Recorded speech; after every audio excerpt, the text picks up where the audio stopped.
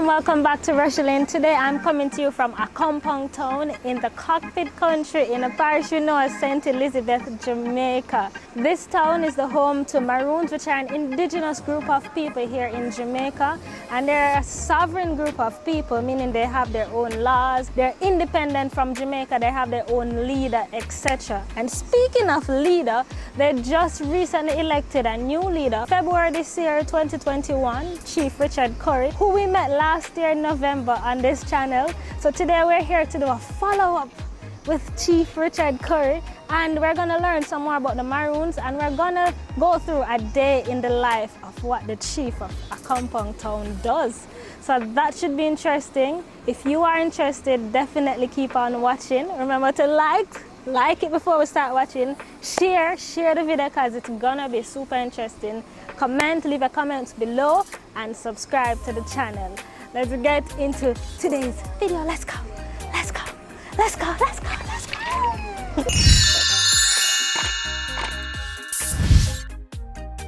This is a multiple part video, so you're gonna want to stick around for the other episodes as there's so much to learn about the Maroons, so we're gonna take it in bite-sized pieces.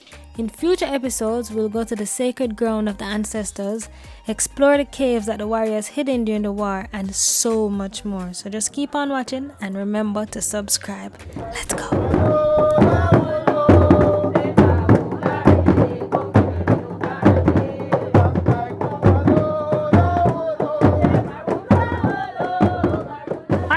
So, as I mentioned earlier, I'm here in a compound town, and I'm here with Chief Richard Currie.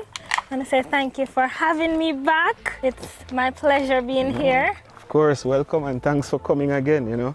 I mean, you were there from day one, so I mean, I've been looking forward to the follow-up, and I've promised you a couple of days before, but you know, nothing before it's time. So I know, nothing before I'm it's happy you're time. here. A lot of the viewers have been asking, so it's very timely now that we do it. And so here it is, guys. So tell me now, where are we? All right, so you're in cockpit country, you're in a compound town. And what we're doing now, we're literally walking up into the community. You know, just typical walk around, and days that you know, we go out to find out what's happening on the ground. You know, it's cool, sometimes sunny. Yeah. You know, we're higher up, so we're closer to the sun. You know, but we've been having a bit of rain the last few days. But for the most part, I think it's gonna be a cool day. Oh, nice. So tell me something now. What is a typical day like for you? What's the first thing you do in the morning? First thing I do in the morning, check emails and try to pick up on messages, phone calls, you know, right across the board. Affairs of the state. Affairs of the state. Gotcha. And then jump on the computer to see, you know, I mean, if there's anything I need to send off, get off early, you know, that's done. And then majority of the time, I end up doing, you know, a walk through the town, and there are various issues that needs attention. So some personal ones, some matters of the state. So, you know, walk about, get the feel, and try to find solutions. Interesting. So things happen overnight. Do they usually wait until the morning, or they come and knock you up? Chief. This happened, Chief. We need it right now. Chief door always seems to be open, you know what I mean? Whenever there's an issue, you know, that's where the people go to first. You know, them come and walk down to the house, or they make a call. You know, oftentimes it's a 24-hour job, you know. I can imagine. Yeah. Wow. So how has the new role been? Because I know you were elected and became chief in February this year. Yeah. So, and it's now October. Yeah. How has it been the past few months? Wow. A lot has happened. You know, we've had a lot of high points, we've had a few low points, but for the most part, it has been fulfilling. I can imagine. Yeah, it has been fulfilling. I think the agenda is fully in progress, and I think there are a few, you know, objectives that we're keying in on to be completed this year, and for that I'm happy about. That's great. overall, I think we've made a lot of strides, and if nothing else, brought a lot of information to the people. So the critical minds can actually go out, do their research, and come to their own conclusions. Yeah. I know a lot of people have been asking questions now about the Maroon. People who were never interested before, so now it's brought to the forefront. A lot of people now starting to do their research. So that's a good thing from, I mean, you being public and you being a younger chief than before, and you being more in this, having more presence on social media. So I think that's good. Yeah. So what are some of the plans that you have, or what plans have you already accomplished? All right, so a lot that we've been working on is our relationship externally. And when I say externally, I'm talking not only with the government, right, but with also private entities and interest groups. You know, the conversations with the government are ongoing, and they're moving forward, perhaps at a pace that we would rather be a little bit quicker, having waited for over 285 years. There's a lot that we want to get done, and it still will involve collaboration alongside the government of Jamaica. And our mission has never been one of distancing ourselves, but one of working respectfully together. So that in itself has, you know, we've had a couple meetings, and that has gone well, and we're looking forward to future discussions with them. And where we're going is, you know, opening the discussion of how do we then operate within our space, bringing into play the external territory and opportunities as far as commerce and business is concerned, right? Investments, all those things are things that are on the table, but the lines are very blurry. So people don't really understand and appreciate where we fall and where we sit. And that's where the discussions are needed, right? Tabling some objectives and working together to see how we fulfill each other's plans, you know. Really, it's not a hard thing, you know. Other than that, we've been working and discussing with a lot of private entities who are interested in doing business in the area. So in the lines of agriculture, in the lines of agro-processing, also technology, right? We have a few interests in technology, meaning looking at providing data services, amongst other things. Quite a lot of people are also interested in I'd say the e-commerce section of it. Gotcha. right? And what we need to do is focusing on an infrastructure, because water, roads, you know, certain facilities need to be in place. The health clinic, you know, that's also in the pipeline. We're discussing with other entities. I'll soon be announcing that as well. Because that was a question that I had. Like, if someone from the town gets sick, what do they do? Is there a facility here in a compound? We do have a clinic, right? But the clinic is in terrible need of repair. Well, it's in terrible disrepair, but it's in need of repairs. And that's one of my missions. I would have made a post on that some time ago, early in the campaign. But now we're getting to that, you know, that objective, because no more time than now is necessary, that we're able to really take care of our people, right, and provide them with the necessary facilities and tools and equipment to, you know, essentially, you know, manage ourselves around this crisis. It makes no sense we contribute to the situation that is existing outside. We know well within our means we can do what we need to do to take care of our people. This is a part of what has been missing and lacking for years gone by. There's no focus on developing the social infrastructures for the people, so we're no longer dependent, right, on a system really that's external from the territory. So we appreciate, you know, what's been happening and what the effort of collaborative working initiatives that would have taken place from then until now. But we now have to look at where we are and decide within a people what is best for us. Self-determination is then taking the steps necessary, right, to safeguard and secure the legacy that we have.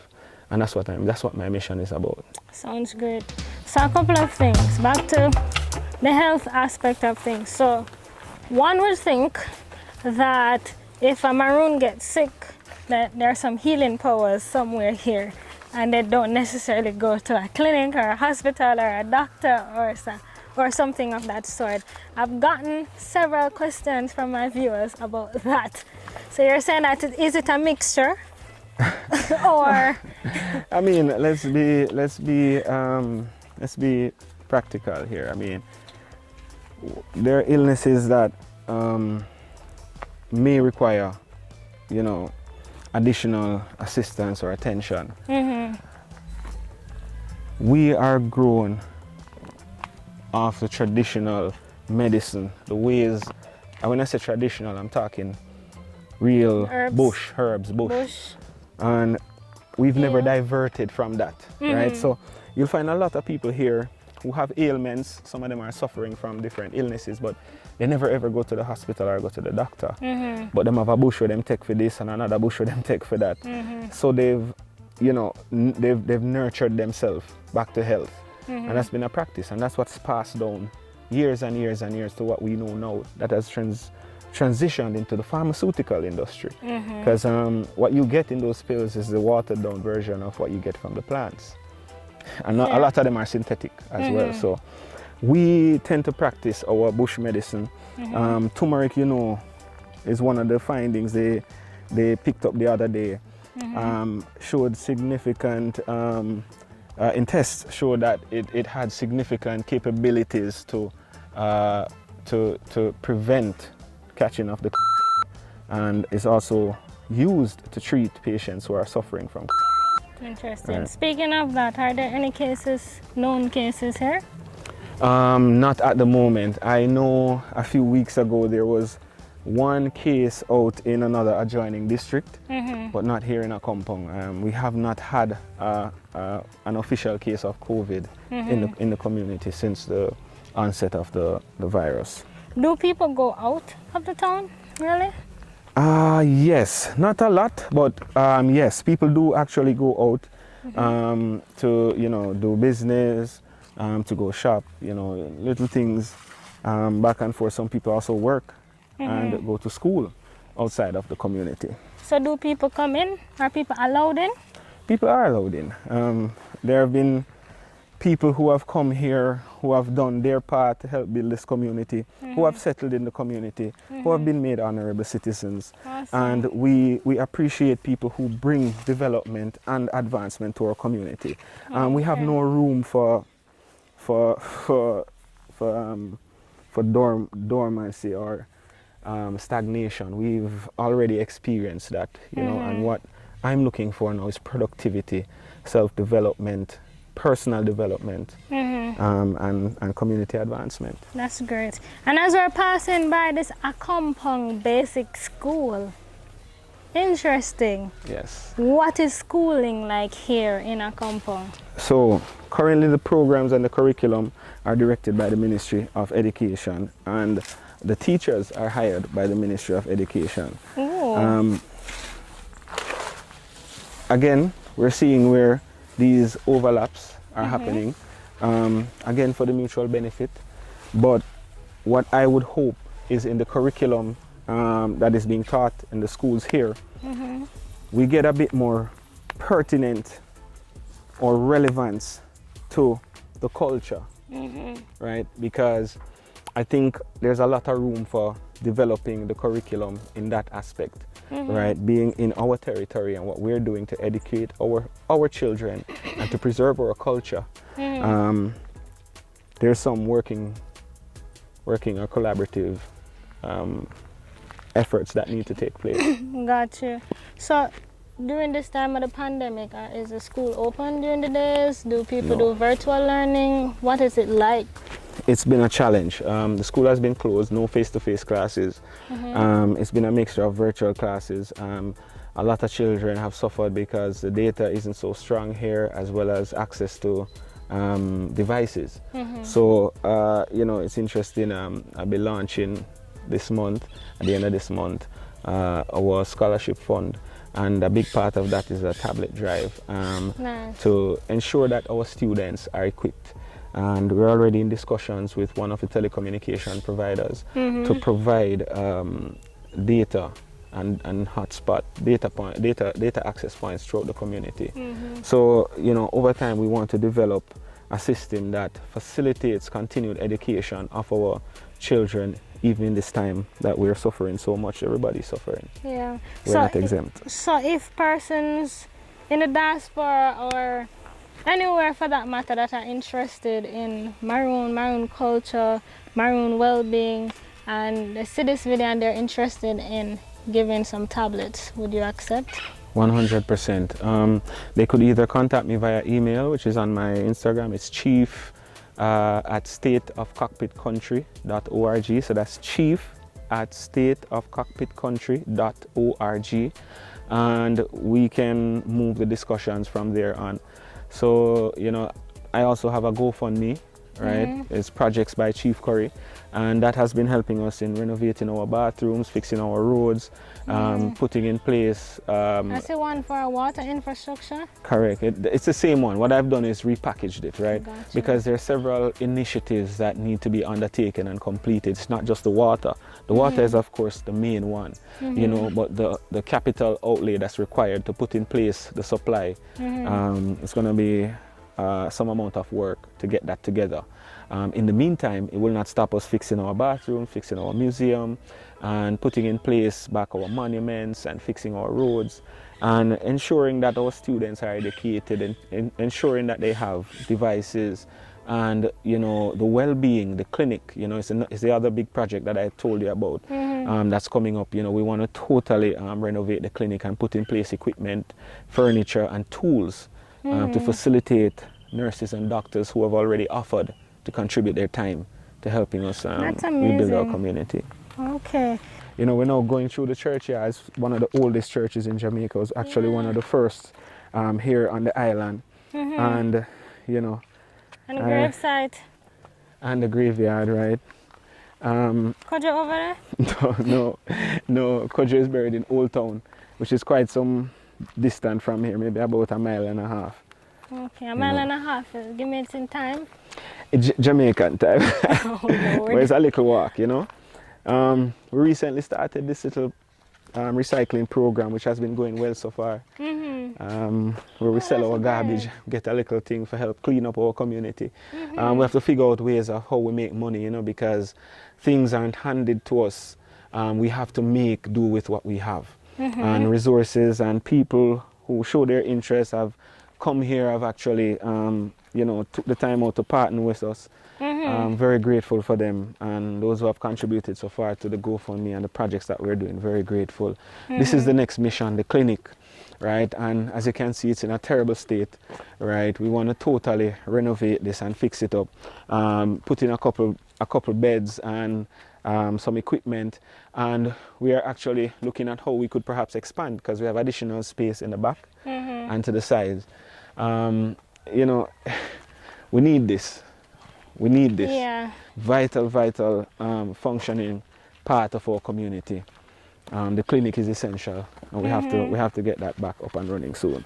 So talk to us now about the relationship between the Maroons and the Jamaican government, because as far as we understand, the Maroons have a separate jurisdiction from Jamaica, right? Correct. Separate laws, separate governance, separate everything.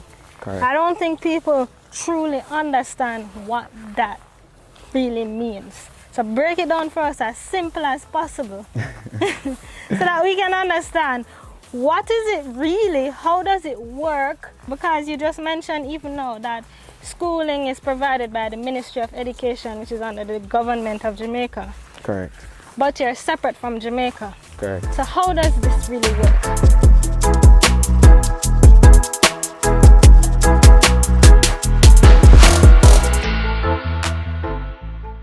So I want to say a big thank you for watching, guys. Really appreciate it. We're not done yet. This is only episode 1, and I have a few more episodes to go. We have some more knowledge to gain, and Chief Richard Currie has some more insights to share. I hope you found this video informative, helpful, eye-opening. If you have further questions, please leave them in the comment section below. Please share your thoughts as well so that we can engage in constructive discussions. You see that thumbs up button that's just below the video? I would really appreciate if you could click it, as it will definitely help me out. And share the video with your friends and family so that they can learn too. Finally, press the red subscribe button and the bell icon that's just beside it so that you can get a notification every time I post a video and you can be one of the first persons to watch. I want to say thanks again. Love you, walk good, and come back for episode 2.